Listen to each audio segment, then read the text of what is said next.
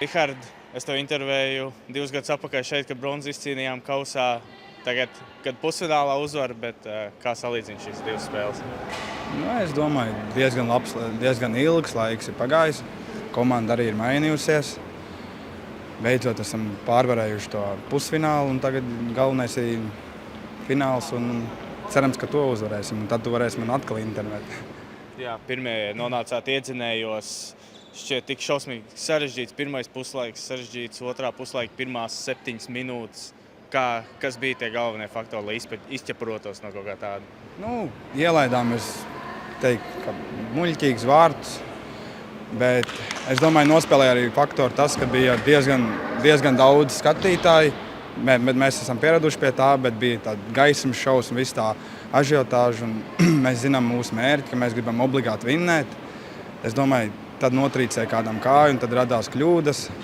Bet kaut kā sanāca salauzt to spēli un spēle jau uz otru pusi aizgāja. Jā, spēlēt arī pilnā virknējumā. Visi pirmajā puslaikā, pirmajās 10 minūtēs jau visi spēlētāji bija izgriezti. Tas saistīts ar to, ka patiešām esam tik kopēji spēcīgi, vai tomēr tas bija, lai taupītu spēkus? Nē, es domāju, visi čaļi var spēlēt pirmajā četrniekā. Visi ir gatavi, visi ir satrenējušies un gatavi spēlēt. Jebkurā pozīcijā nav mums tāds izteikti labais četrnieks vai sliktais. Mums viss ir vienādi un katru var nomainīt. Tagad 8 pulkstens, tūlīt jau rīta 5 fināls ir. Kā sagaida Kurzemes derbiju? Ar nepacietību. Būs karsti.